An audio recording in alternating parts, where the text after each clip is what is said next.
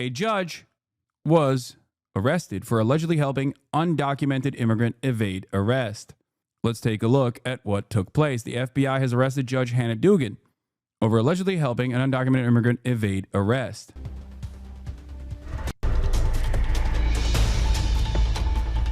Breaking news, the FBI has just arrested a Milwaukee judge accused of trying to help a man evade immigration authorities. In a now deleted post on X, the FBI director writes that Judge Hannah Dugan intentionally misdirected agents. ABC News Justice reporter Alex Mallon has the details. Alex, what do we know so far? Well, we don't know why the FBI director deleted that post, but we do know from our affiliate in Wisconsin that Judge Hannah Dugan did make her initial appearance this morning. She was charged with 2 federal crimes. That includes concealing a person from discovery and arrest, and the second count is obstruction of federal proceedings. She appeared, her attorney in that court proceeding said that, quote, Judge Dugan wholeheartedly protests the arrest, and the judge ended up actually ordering her released after that hearing. We expect that she will plead not guilty to those charges. But this is a dramatic escalation, obviously, of the Trump administration's, war with the judiciary. They have been previewing the possibility that they would seek charges against any judge or federal officer or even state officers who they say obstruct lawful deportation efforts by this administration. But obviously, this is a dramatic escalation of that. And they detail this. We just got these court charges that were unsealed. Basically, on April 18th, they say that Judge Dugan had an undocumented immigrant set to appear before her in court, and they allege that she helped facilitate him evading ICE officers who were present and ready to arrest him at that court. They say that they were actually able to later arrest him on the street, that he fled them. But now they are bringing those charges, saying that they're formally accusing this judge of trying to help this undocumented immigrant who was charged, facing state charges of assault and battery, and was appearing before her at that time on April 18th. So obviously, we're going to watch the developments. This is going to be a very contentious and closely watched case as we see this administration really take head on this idea that they say that state officials are seeking to obstruct their federal efforts to crack down on illegal immigration. But first, a Wisconsin judge under arrest and facing charges accused of flouting federal law to help an illegal immigrant. Federal prosecutors say States' rights, by the way. Yep. Nope. The Guardian reported the Trump administration reinstated family detention policy in March 2025 with at least 100 migrant families being detained at the Carnes and Dilley detention centers in Texas, including children as young as 1 year old. This is yet another. By the way, she was literally protecting them from a warrantless arrest, detention, and deportation without due process, as a judge should do. This is yet another instance where the Trump administration is directly putting the crosshairs on the judiciary, on the power that judges have. And also, once again, I told you so's are important to maintain here. This is why you should pay close attention when I speak about certain things like this in terms of how the public's attitude will move. Generic ballot, Democrats 47, Republicans 44, hardly into wave territory yet, but suggestive that an environment is beginning to change. A D+3 a year is already a 5-point shift from 2024's congressional result. And immigration is one of his worst issues. Okay? Do you approve or disapprove of the way that Donald Trump is handling immigration? At 51%, immigration is now unpopular. What the happened? It was so popular before. Well, what happened is Kilmar Abrego Garcia happened. Kilmar Abrego Garcia happened, and it's a minus 21% net approval rating, which means this is his least popular issue. Why is this his least popular issue? Because it's the one that the Americans have been screaming about, that got enough Democrats to actually do something about it, that got the media to cover it, and now more Americans are becoming aware of this unjustifiable immigrant deportation agenda. This is what I kept saying over and over again. The more you put the bead on certain issues, the more Democrats actually go out and protest these things. The more you protest, the more Democrats will actually be asked to do anything about it. And the more Democrats actually do something about it, the more the public will be knowledgeable on this process, because the media will finally cover it. And here we are. That's why I always say just looking at approval ratings simply will tell you what Americans are paying attention to and what they're not paying attention to. Do you understand? It doesn't say anything else. Americans don't know the impact of the policies that they push for. Why is genocide not a part of the questions? I mean, it's foreign conflicts. And the reason why Israel is not a part of the question is because this is a New York Times poll. Let's be real. The New York Times is probably the worst newspaper on Israel. It's probably one of the worst legacy publishers on the issue of Israel. Having said that, however, there's additional polls on Israel. Here it is, Data for Progress poll from 4/9 till 4/14. Which approach to the Israel-Palestine conflict do you prefer, even if neither is exactly right? Among Democrats, the U.S. should restrict military aid to Israel until it stops attacking on civilians in Gaza, supports Palestinian rights, and commits to a long-term peace process. The U.S. should continue military aid to Israel and support its right to defend itself while encouraging efforts to reduce civilian harm and promote long-term peace. Literally 71% say they should restrict military aid to Israel. Under the age of 45, 80% say this. Even among moderates, 62% say that they should restrict military aid. This is as close you can get to a non-issue. Okay? Why is this attitude not reflected among Dem leaders? They love the polls, I thought, because they don't love the polls. They don't. They turn a blind eye to those polls because they are too afraid of coming out against Israel. That's just the reality of it, okay? This is one of the most undemocratic positions within either party, because I'm willing to bet that even amongst the Republican base, these numbers are obviously not going to be as slanted in one direction, but there's majority support. It says net 51 plus, but in what world was the Palestinian support side 21 plus? Wait, what? 21%? No, what are you talking about? It's a net 51 approval rating. That is an insanely popular position to take. They're saying 71% want this and only 20% want the other side. I've been saying this for months, by the way, because these polls are not new. This attitude is not new. And this attitude, in terms of a complete arms embargo to Israel, has been a prominent fixture of American politics for the past year and a half. And yet, while the election was happening, everyone was aware that this was a very popular position, and yet the Democrats did nothing about it because they wanted the baby murder to continue, okay? And they were willing to throw away the election to a fascist, incompetent monster to allow Israel to continue doing its unlimited baby murder. Make no mistake. This is something that is completely unforgivable, okay? Completely and utterly unforgivable. So whenever you see the Trump administration taking action such as this one against judges, for example, and someone tries to tell you like, whoa, what about Kamala Harris? She wouldn't do this. It's like, yeah, except Kamala Harris is more responsible for this than you are, than anyone else is, because she would not look at a 70-30 issue and say, I'm in support of the 70% because she wanted the genocide to continue. And she was willing to throw American democracy, or what remains of American theoretical democracy, under the bus. Milwaukee County Circuit Court Judge Hannah Dugan allegedly helped that migrant avoid arrest by ICE officers at the courthouse. It's a bizarre case and it's still unfolding. Hello, I'm John Roberts in Washington. Sandra, good to see you back again. All right. Good to be back with you as well, John. I'm Sandra Smith in New York, and this is America Reports. So today's arrest of a judge marks the second such case in the last 24 hours. A former New Mexico judge and his wife were taken into custody yesterday. Federal agents arresting them for harboring a suspected Tren de Aragua gang member in their guest house. For more on all of this, we are honored to have in the new U.S. Attorney General, Pam Bondi. It's good to talk to you, Pam. Good to talk to you. So let me read a little bit from the criminal complaint here. And Judge Dugan says, despite having been advised of the administrative warrant for the arrest of Flores Ruiz, Judge Dugan then escorted Flores Ruiz and his counsel out of the courtroom through the jury door, which leads to a non-public area of the courthouse. A foot chase ensued. The agents pursued Flores Ruiz for the entire length of the courthouse and ultimately apprehended him. According to this complaint, Judge Dugan was visibly angry that ICE was there to arrest Flores Ruiz, even tried to kick the deportation agents out of the courthouse. Yeah, and to set the stage for you and Sandra, this was truly horrific.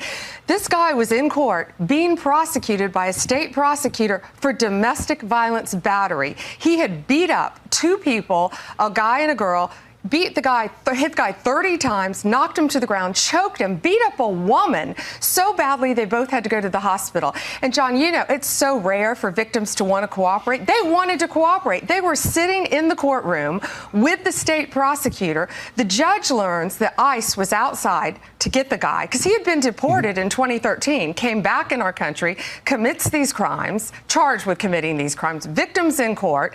Judge finds out. She goes out in the hallway, screams at the immigration officers. She's furious, visibly shaken, upset, sends them off to talk to the chief judge. She comes back in the courtroom. You're not going to believe this. Takes the defendant and the defense attorney back in her chambers, takes them out a private exit and tells them to leave. While a state prosecutor and victims of domestic violence are sitting in the courtroom. Wow. You know, Madam Attorney General, great to have you here, and thanks for coming back on America Report. So we remember these. What is insane about this story is that the current Attorney General, Pam Bondi, is complaining about due process taking place. Because if this person is convicted, okay, and deportation is seen as a necessity, then that's what's going to happen.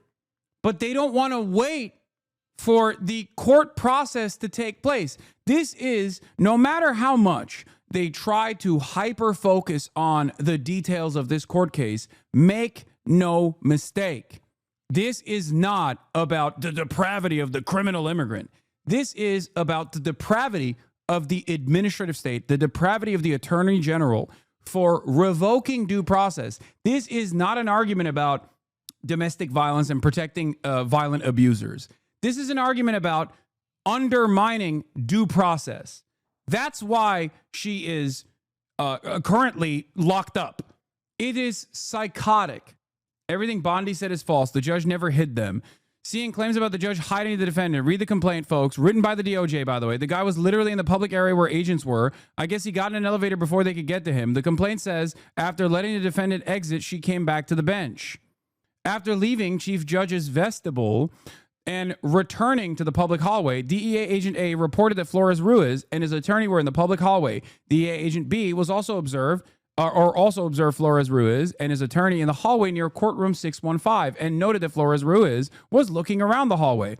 From different vantage points, both agents observed Flores Ruiz and his counsel walk briskly towards the elevator bank at the south end of the 6th floor. I am familiar with the layout of the 6th floor of the courthouse and know that the south elevators are not the closest elevators to courtroom 615. Therefore, it appears that Flores Ruiz and his counsel elected not to use the closest elevator bank to courtroom 615. DEA Agent A followed Flores Ruiz and his attorney towards the south elevator bank.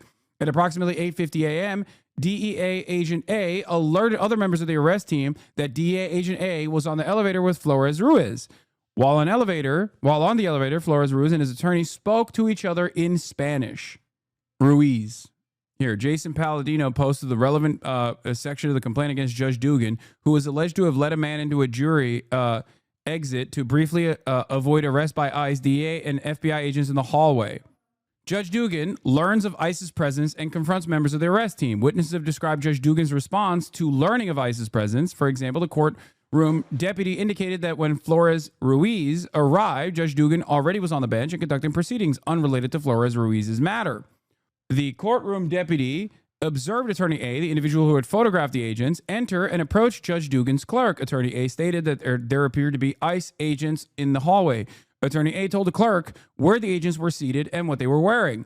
The courtroom deputy reported that the clerk then got up and talked with Judge Dugan. Judge Dugan became visibly angry, commented that the situation was absurd, left the bench, and entered chambers.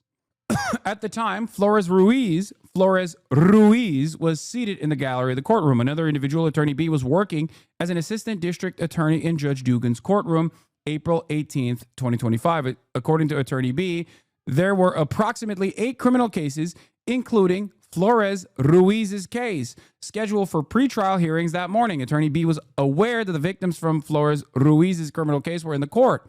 While Attorney B was busy preparing for that morning's docket, Attorney B heard someone announce ICE is here.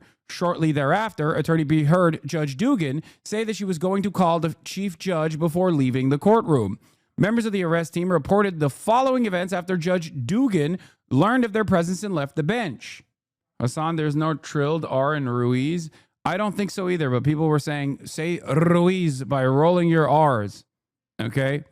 And Judge A, who were both wearing judicial robes, approached members of the arrest team in the public hallway. Judge A's courtroom is located adjacent to Judge Dugan's courtroom. Witnesses uniformly reported that Judge Dugan was visibly upset and had a confrontational, angry demeanor.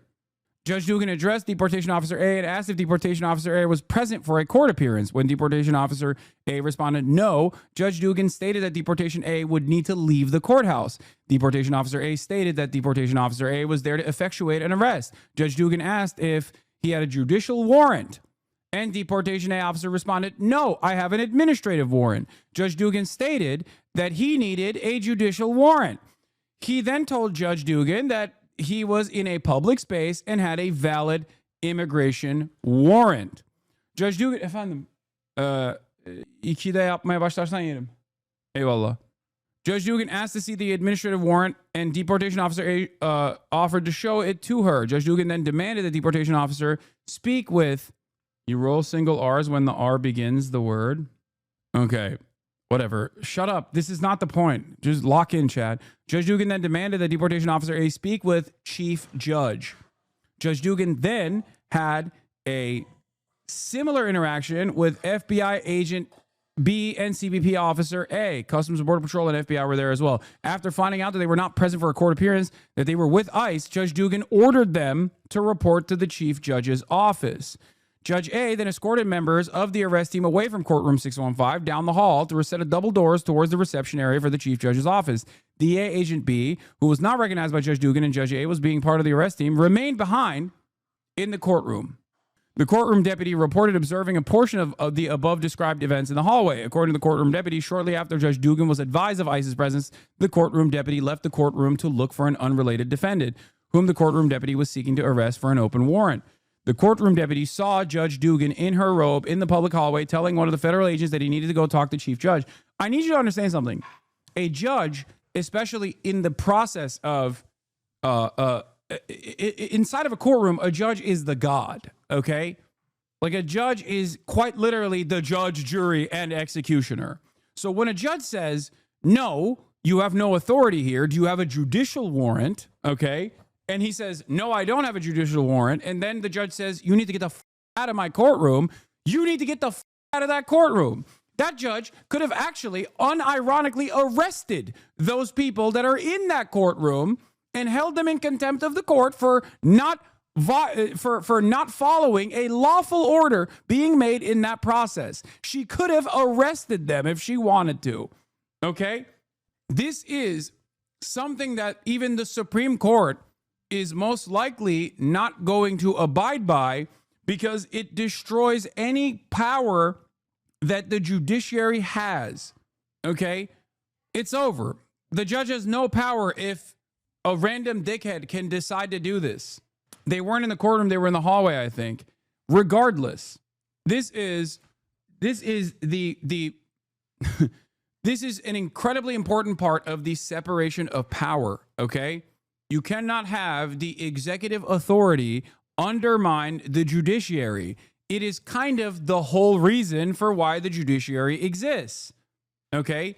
You are inside of a courthouse, especially. You should not be violating the lawful orders or the determinations being made by the judge outside of the courthouse either, technically. Okay? Under normal circumstances, when the judge says, hey, we're going to go through due process with this person, you can't just be like, nah, I don't care. Like, there's jurisdiction here, and it is in the hands of the judge. Yeah, judiciary is literally there to prevent executive from determining what law is. That's the whole point. And I think a lot of people don't understand what the Constitution is there to do. The Constitution is not there to limit your freedoms as a regular citizen or non-citizen on U.S. soil. The Constitution is there to regulate and limit the power of the government from doing shit like this, doing literally shit like this. That is the entire reason for why this exists. It's crazy. Anyway, you're wrong on many levels. Judges can't just walk hallways involving themselves in everything they see. It is her own personal court case. It's literally due process taking place. You can't just go, nah, sorry, I've decided that there is no due process in this circumstance. He wasn't. It's not even a he, it's a she. In any case, he was talking about, my bad, he was talking about the agent. Brother, I work in a federal courthouse. Judges absolutely have full reign of the place. That chatter's insane. Yeah. By the way, judges don't just have full reign over the courthouse. They have full reign in general. Like, we're not even talking about that. That's the, like, what do you think a judge's purpose is? To just sit there and bang a gavel? Like, what are you talking about? No, I'm just saying, like, within the halls of a courthouse, in the courthouse, they are the god, okay? They're functionally the god. They're the judge, the jury, and the executioner in general, okay? But outside of the courthouse, they have a lot of powers as well. I'm not talking about in their own personal life. I'm talking like when they make a decision that is supposed to limit the enforcement actions by other members of law enforcement. Like, for example, I'll give you a great example of this. Court process takes place, okay? There's a court proceeding. There's a criminal, there's a court proceeding, there's a criminal trial, okay? And the judge adjudicates at the end of the process, the person, let's say the defendant, is found to be not guilty. You can't just go up to that person once he leaves the courthouse and go, I don't care. I still think you're guilty. You're going to jail anyway. Do you understand? Can you comprehend how this would undermine everything that is, this would undermine the entire structure of the judiciary to begin with. Like, the judge says, yes, we found you not guilty, bangs the gavel. You think you're walking out a free man. And then some cop is waiting outside going, no, I still think you're illegal. I still think you're a criminal. Boom, back to prison with you. You can't do that. The f do you mean? And the only way you could do that is if there is a separate criminal warrant for yourself, okay? For a totally separate case. In this circumstance, him saying he has an administrative warrant is not applicable. There is a actual active court case taking place over whether or not this person is responsible for what he was charged with. And then in the aftermath of that, then you will make a determination for deportation orders. But you can't just decide, nah, due process. We're just deporting you. Sorry. We're going to deport you expeditiously. Like, this is crazy. This is not even lack of due process. It's giving due process and defying the outcome. That's ridiculous. DEA Agent B, who had remained in the hallway and had not been recognized as a member of the arrest team, reported that Judge Dugan walked around the hallway and appeared to be looking for additional agents before she returned to the courtroom. Once inside the office of the chief judge, the deportation officer A showed Judge A his credentials and the administrative warrant. Judge A asked the chief judge's clerk to make a copy of the warrant and asked whether the chief judge was available. The clerk advised that the chief judge was not in the building, but later advised that he was on the phone. At that point, Judge A left, and deportation officer A went inside a more private area of the chief judge's office to speak with him on the phone. During that conversation, chief judge stated he was working on a policy which would dictate locations within the courthouse where ICE could safely conduct enforcement operations. The chief judge emphasized that such actions should not take place in courtrooms or other private locations within the building. Deportation officer A asked about whether enforcement actions could take place in the hallway. Chief judge indicated that hallways are public areas. When the chief judge expressed interest in talking to ICE ERO management about this policy, deportation officer A provided him with the contact information. While deportation officer A was speaking with Chief Judge, DEA Agent A, CBP Officer A, and FBI Agents A and B waited in the vestibule area outside of the chief judge's office. DEA Agent A departed that area. After a short while, Judge Dugan's courtroom deputy then approached the remaining arrest team members and stated the courtroom deputy was the one who had notified Judge Dugan about their arrest plans. Courtroom deputy was also made a comment about Judge Dugan pushing Flores Ruiz's cases through, which the arrest team interpreted to mean Judge Dugan was attempting to expedite Flores Ruiz's hearing. Judge Dugan escorts Flores Ruiz through a jury door to avoid his arrest. As in, she wants to conduct the court proceedings on this person. This doesn't mean that she is going to find him not guilty. It just means she recognizes that she recognizes that ICE is waiting to literally grab this dude, kidnap this dude, okay, without due process taking place. So she goes, let's expedite this process. Let's expedite this process so that we can figure out if he is actually guilty or not. That is crazy that they arrested her for doing this. What? You dumb? For example, the courtroom deputy recalled that upon the courtroom deputy's return to the courtroom, defense counsel for Flores Ruiz was talking to the clerk, and Flores Ruiz was seated in the jury box rather than in the gallery. The courtroom deputy believed that counsel and the clerk were having an off-the-record conversation to pick the next court date. Defense counsel and Flores Ruiz then walked towards each other and toward the public courtroom exit. The courtroom deputy then saw Judge Dugan get up and heard Judge Dugan say something like, "Wait, come with me." Despite having been advised of the administrative warrant for the arrest of Flores Ruiz, Judge Dugan then escorted Flores Ruiz and his counsel out of the courtroom through the jury door, which leads to a non-public area of the courthouse. These events were also unusual for two reasons. First, courtroom deputy had previously heard Judge Dugan direct people not to sit in the jury box because it was exclusive for the jury's use.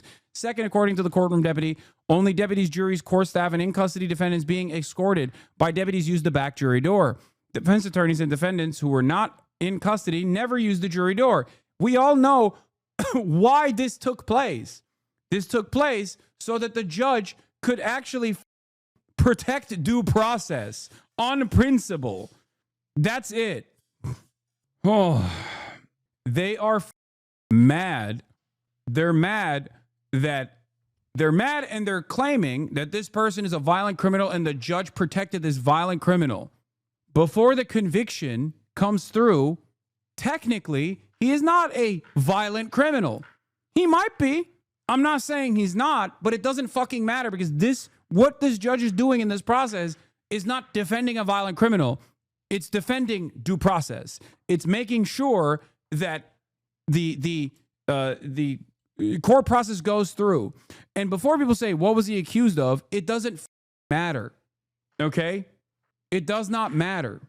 Especially considering that if he was accused of a heinous crime, for example, and there was enough threat for him to be walking out in public, then the judge would have made a separate determination to hold him instead of allowing him to walk free anyway. Basics of judicial immunity. Absolute immunity, when recognized as absolute, is absolute and means judges are not liable in civil actions for their judicial acts, even when done maliciously and corruptly. The law is clear that in general, no action can be supported against the judge or justice of the peace acting judicially and within the sphere of his jurisdiction, however erroneous his decision or malicious the motive imputed to him. Like, for example, it reminds me of that one judge that was sending little children to little children jail because he illegally had set up a pay per child scheme. And ironically enough, Joe Biden actually commuted his sentence on his way out. He pardoned that judge. Okay?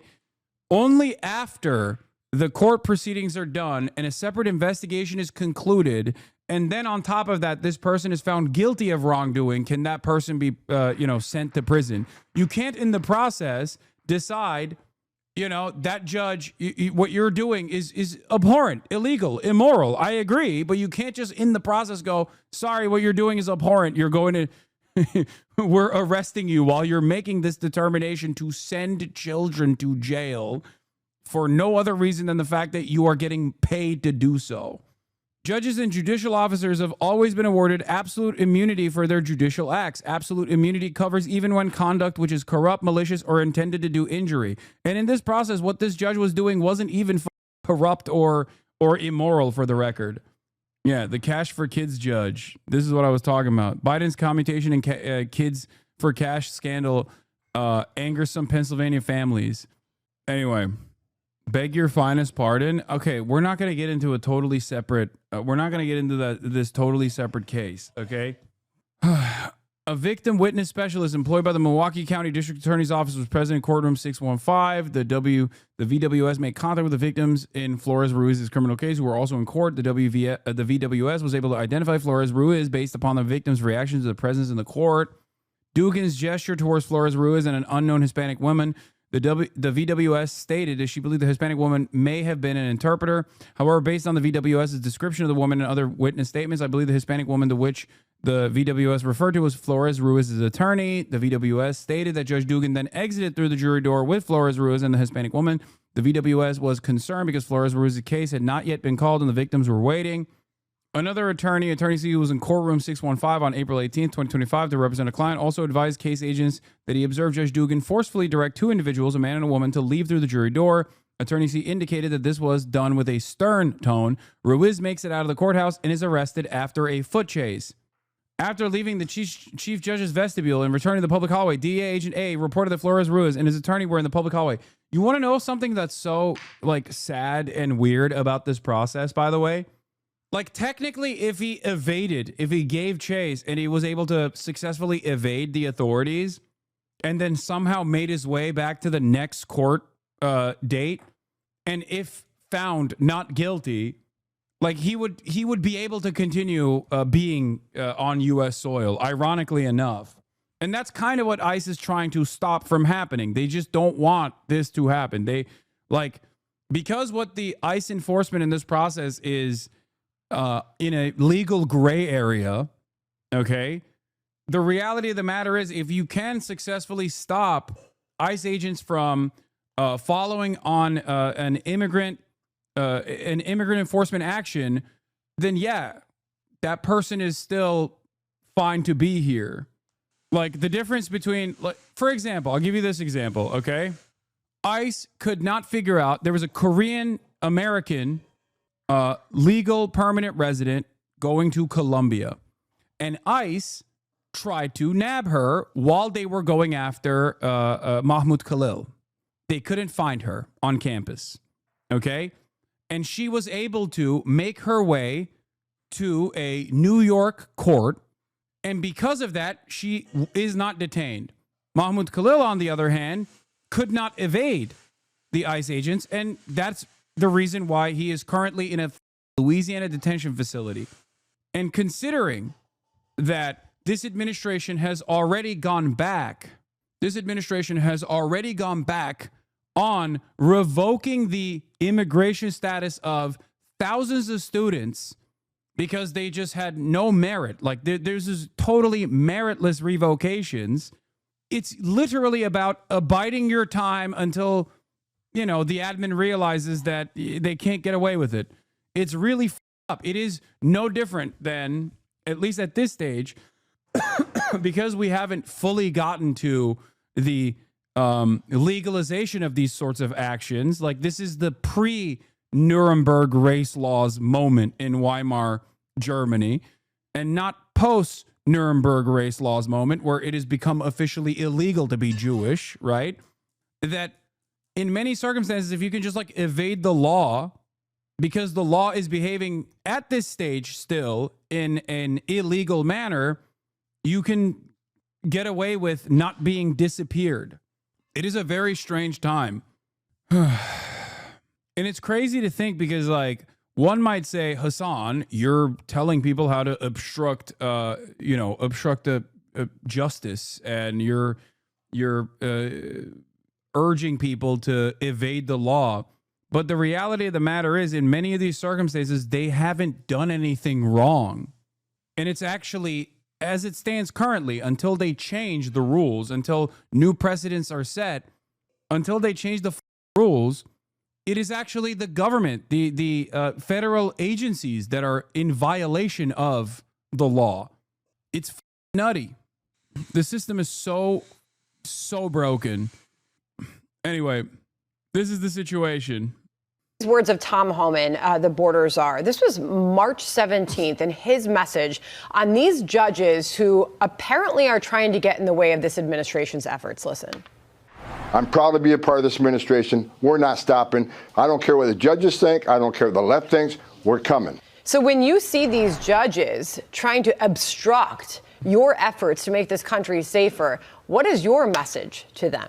We are going to prosecute you, and we are prosecuting you. I found out about this the day it happened. We could not believe, actually, that a judge really did that. We looked into the facts in great depth. That's her picture up on the screen, Hannah Dugan, who is now in custody. You cannot obstruct a criminal case, and really, shame on her It was a domestic violence case of all cases, and she's protecting a criminal defendant over victims of crime. In fact, she just had an initial appearance in court. There's also this other case coming out of New Mexico. Judge Joel Cano and his wife were arrested for harboring a TDA member at their home. The alleged TDA member had been picked up by law enforcement, and now he and his wife were picked up and arrested. And you say that you believe, as the Attorney General, that the person that they were having living at their home was a truly potentially bad individual. Yeah, that's the judge up on the screen now who got arrested. Yeah, his name is Ortega. He was is a known TDA member. So he comes through Eagle Pass January. Okay, this is the other part of this process, which is like, he's a known TDA member. First and foremost, just like with Israel, when I hear this administration blame someone for being a Tren de Aragua member, okay, I'm going to be a little skeptical about it. I'm sorry. You have lost the power that you should have had as an institution when you shipped off 90% innocent people to CCOT, okay? If what is happening here in terms of the determination for what constitutes a known Tren de Aragua member is simply someone having a autism awareness tattoo, it's going to be very difficult for me. I'm going to need to see some real evidence. Having said that, the irony here is this determination is not up to the Attorney General, Pam Bondi. This determination needs to happen in a court of law, in a courtroom. That's the whole point. Because when you say someone is a violent gang member and we've made a determination that this gang is not even a gang, but it's actually a terror cell, we're going to disappear that person. There is no more room for a due process. The entire argument right now is around due process. I'm not saying keep every single person inside of the American borders, inside of the American national boundaries. I'm simply saying that we have to make this determination in a courtroom, because if we just destroy due process in its entirety, today it's going to be random brown guy. Tomorrow it's going to be another person that is an American citizen. And you can't even make this determination any longer because we've eroded the Constitution and there's no more due process. This is very dangerous. December 2023. He's living in our country. January 2025, ICE, they get a tip. Tom Homan's done a great job. Our FBI did a great job on this case, too. They get a tip that he is living with a judge and the judge's wife. So they have him arrested first on immigration charges. A Judge Damian Martinez releases him, saying that Judge Cano has a good BS meter and wouldn't let just anyone live on his property. Yeah, I mean, when you look at the associations with this violent Venezuelan gang, Tren de Aragua, and this person that they harbored in their home, he was showing signs through clothing, we were told, tattoos. There was evidence through voice messages and text messages. Bro, it doesn't matter. He could literally be a... What? I know, I see his Modelo time. You got a tall boy. It's 2 p.m., dude. Anyway... Sam Cedar said facetiously, these arrests everywhere are all terrorist gang members, right? Where's all the shootouts? Masked, ununiformed nerds approaching you as an international terrorist and they all just lay down their arms? Yeah, exactly. But even then, it doesn't fucking matter. He could be a Tren de Aragua member. He could be. I'm not even saying he's not. I mean, it's very... I don't believe this administration, okay? They've already destroyed their credibility, what remained of the credibility. There was not much to begin with. But even then... there's a reason for why due process has to take place. That's my point. Because if Pam Bondi decides you're Tren de Aragua and now you're disappearing to CCOT, and that's what matters, that's all it takes for someone to get black bag in the middle of the street, what's stopping them from doing this to you? And if you think being white is the shield that you have, you are wrong. It is nutty. This is just the way to open the door to normalizing destruction of due process. You're such a lib defending institutional norms. Dude, this is not a defense of institutional norms, okay? This is a objectively good thing. It's like saying we have to gut the EPA. Oh my God, you're such a libtard for defending the Environmental Protection Agency or defending the FDA. Yes, there are some things that the goddamn government does that, you know, they could do a better job with, but at least like it should remain, okay? And this isn't even that. This is more than that, because what I'm defending is human rights in general, okay? What I'm defending is like what we have evolved to. And the irony, of course, is that the irony, of course, is if tomorrow, God forbid, we set new precedents and there is no more due process, I wouldn't be sitting there and going, oh my God, well, the law is the law. I would be talking about how immoral this is.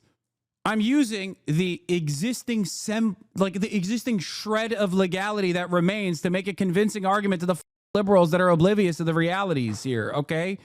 This doesn't mean that my support only extends to institutional defense here, and that once it's, you know, once they just say it's whatever they say goes and there's no need for due process, I'm going to sit around and be like, well, the law is the law based, you know? At that point, it is unjustifiable, an unjustifiable rule. At that point, we move beyond, we move to the point where the abolition of slavery is illegal and slavery is legal. That's where morality kicks in. Right now, it is both immoral and illegal for the government to do this kind of stuff. Okay? Tomorrow, God forbid, it could be legal, but still very much immoral for the government to do this stuff. I don't want that to become the norm. I don't want to have to make an argument on just morality alone, especially when this is not only immoral, but it's also illegal. Yeah. Career officials inside the Trump admin first viewed the case of Mr. Abrego Garcia like any normal case of a wrongful deportation. They began looking for ways to bring him back, as happens whenever ICE makes that mistake. Then the White House got involved and blew it up. Late last month, 3 days after Abrego Garcia's family filed this lawsuit over his deportation, government attorneys began discussing how to undo the mistake and bring him back. In their conversations, officials went so far as to float the idea of having the U.S. ambassador to El Salvador make a personal appeal to the country's president for Abrego Garcia's return. What is this? Why'd you get clapped? The guy the Milwaukee judge was charging is 30, which means he was a kid when he was deported the first time in 2013. The guy was in a court for a fight with his roommate. Oh, misdemeanor battery, domestic abuse, infliction of physical pain or injury.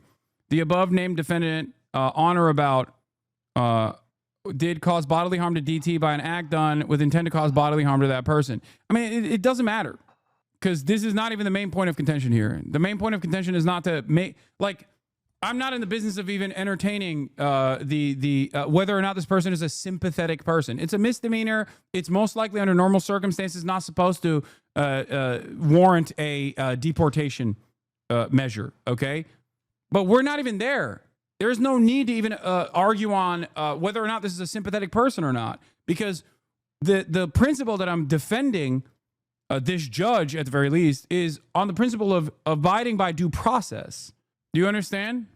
Like, great, sure, sympathetic figure aside, it does not matter, because what's happening here is a severe violation of what makes the American liberal democracy, in theory, tick. It is separation of powers. It is the power that the judiciary has. Like, this is, you know, this is about more than whether or not this is a sympathetic figure, because tomorrow it could be an unsympathetic figure. It could be a figure that's like a violent serial killer.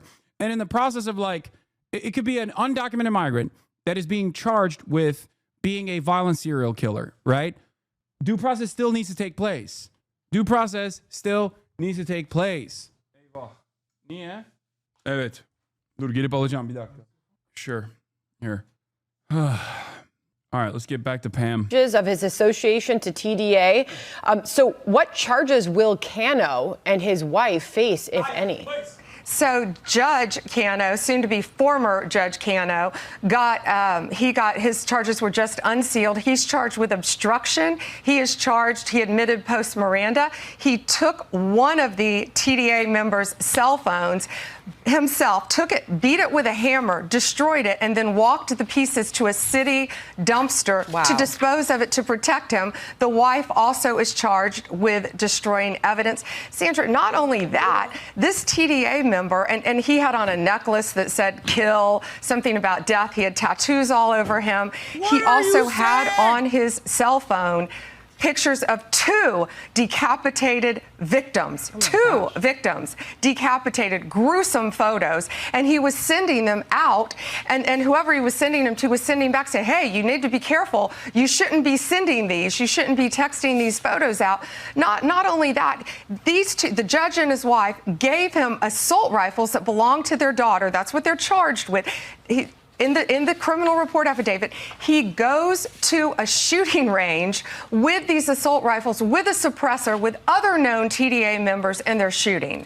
This is the last person that we want in our country, nor will we ever tolerate a judge or anyone else harboring them. Let me, if I could, Madam Attorney General, come back to the Wisconsin case and Judge Hannah Dugan, because in allegedly letting the perpetrator and the attorney out through a non-public exit and allowed them to get out in front of the building, we had a situation where we've seen that I know Tom Homan was complaining about in Colorado, where there would be no transfer of a defendant from a jail to ICE custody on a detainer request in a way that was orderly and protected public safety. They would dump them off in a parking lot, and then ICE would have to chase them around with the DEA or whatever, or FBI, and pick them up. This ended up in a foot chase in public sight. It says here, a foot chase ensued. The agents, and this was a DEA agent and an FBI agent, pursued Flores Ruiz for the entire length of the courthouse, ultimately apprehended him near the intersection of West State Street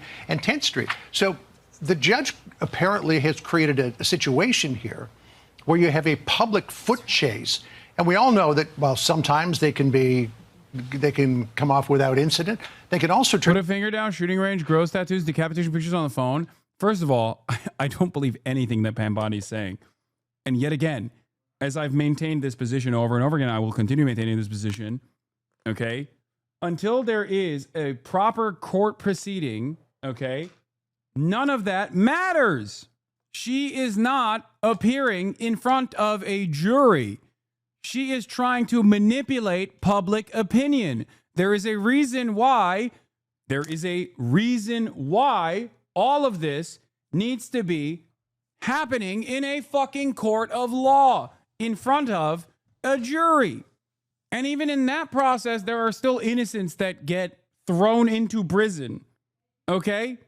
We have now destroyed. We're like, nah, fuck it. Hearsay is enough. YOLO. The top cop of the government making these claims in public is enough. Ironically enough, making these claims in public would actually would cause the fucking, like a convincing defense attorney could just as easily point to this as a way to taint the fucking actual judicial process. This is grounds for a fucking mistrial. But because we are so far removed from that reality at this point, especially as it pertains to talking about migrants and what kind of rights they have, that it doesn't even matter. I can't believe I'm saying this. Turn into very dangerous situations. John, that's exactly right. She put the lives of our law enforcement officers at risk. She put the lives of citizens at risk. A street chase, which is absurd that had to happen. But yes, she put a lot of people in danger. That judge did it. So did the other judge. Judge Cano is charged with. They were allegedly giving him assault rifles, AK-47s, AR-15s, with a suppressor, a known TDA member, letting him go to a shooting range to refine and perfect his shooting skills. What's happened to our judiciary is beyond me. Yeah, so when the American public hears this and they think these were once upstanding people in their communities and their professions, and they put it all on the line for this, I mean, have you dug into their motive? Like, what inspired them to carry out these acts and harbor criminals? They're deranged is all I can think of. I cannot believe. I think some of these judges think they are beyond and above the law, and they are not. And we're sending a very strong message today. If you are harboring a fugitive, we don't care who you are. If you are helping hide one, if you are giving a TDA member guns, anyone who is illegally in this country, we will come after you. Bro, this is literally like, I can smell that you are harboring Jews in the floorboards type shit, okay? This is straight up Inglorious Bastards. Like, oh my God, dude.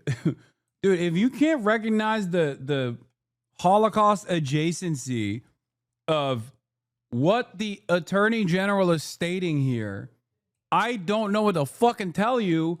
You are so lost in the sauce. You are the average German citizen at this point that goes, yeah, well, you know, maybe people shouldn't hide Jews in the floorboards because they are all dangerous criminals. Like, that's what we're doing.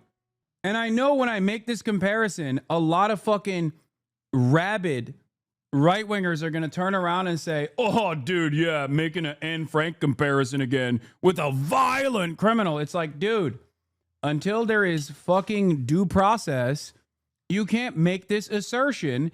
And this entire fucking conversation is happening because they don't want to have due process.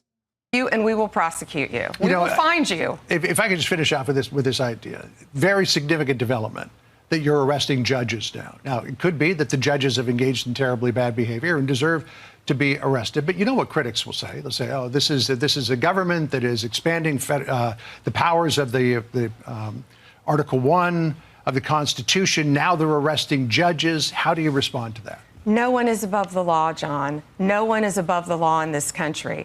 And if you are destroying evidence, if you are obstructing justice, when you have victims sitting in a courtroom of domestic violence and you're escorting a criminal defendant out a back door, it will not be tolerated, and it is a crime in the United States of America. Doesn't matter who you are, you're going to be prosecuted. Madam Attorney General, great to see you in the studio. Great to see you. Okay, Appreciate thank your you time. very much. Appreciate that. I'm Steve Ducey. I'm Brian Kilmeade. And I'm Ainsley Earhart. And click here to subscribe to the Fox. We are Grace so Extra. fucked. We have moved on. We are in the dangerous place, dude. We are in a fucked up place right now. Holy shit, dude.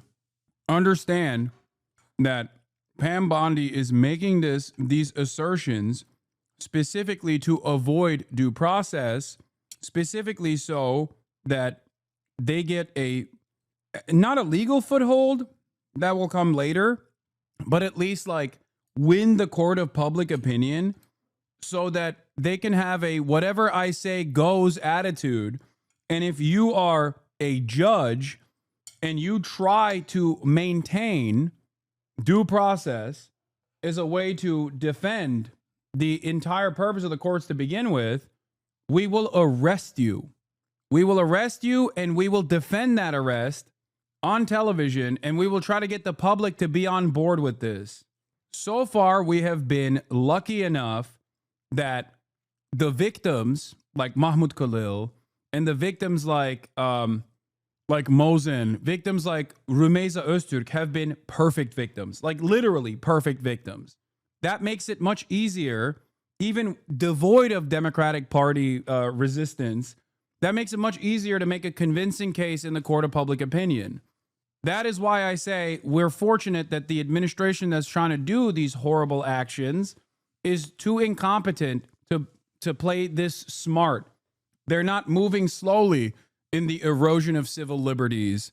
They're moving in a belligerent manner. Oh.